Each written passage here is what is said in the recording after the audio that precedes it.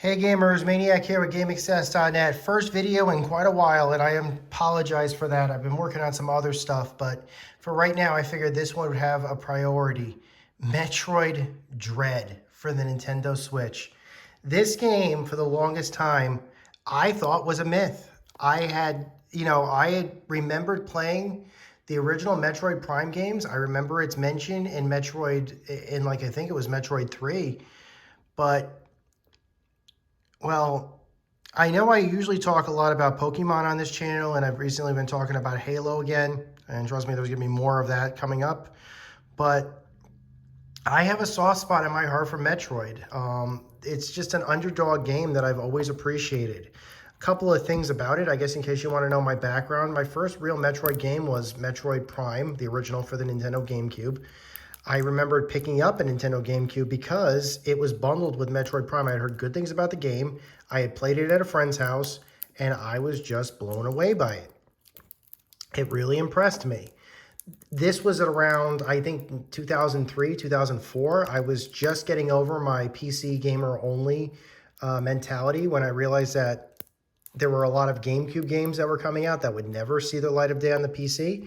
And I probably should, if I wanted to play these games, I'd have to get a GameCube. So I picked it up with Metroid Prime. I loved that game. I played through it all. I later replayed it on the, I think it was the Wii. But that's another story entirely. We'll talk about that at a later time. Unfortunately, I missed out on the Nintendo Game Boy Advance games. I even, unfortunately, missed out on the Nintendo DS game. But that's neither here nor there. I mean, this game is just a big portion of everybody's, gaming history. I played Metroid Prime 2 when it first came out. I think it was a Christmas 2004 release, if I remember. One of the reasons I actually got one of my first allotments for when the Nintendo Wii came out was, of course, Metroid Prime 3. I remember when Metroid Prime 4 was announced.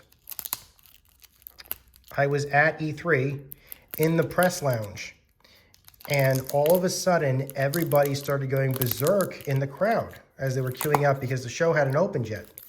All of a sudden, we started hearing a cheer and a scream coming from down the hall. I mean, a good one. And I'm thinking, oh, they're cheering for this. Metroid Prime 4's announcement. Well, that'll be coming soon, I'm sure. But this one here surprised me. I honestly feel like I am more surprised that Metroid Dread came out than I ever would be that Metroid Prime 4 came out. So this was a bigger release. This game is a sequel to Metroid Fusion, also called Metroid 4. This is considered to be Metroid 5, so it takes place after the events of Metroid Fusion.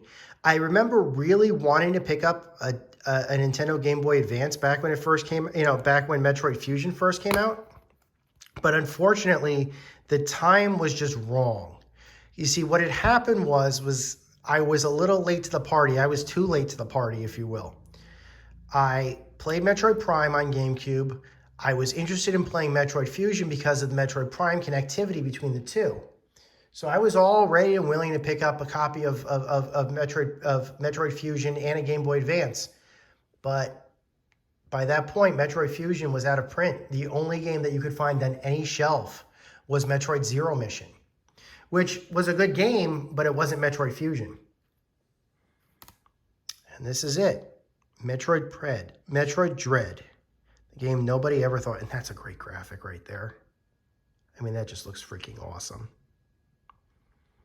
Samus Aran is back, possibly for the last time, not including, canonically.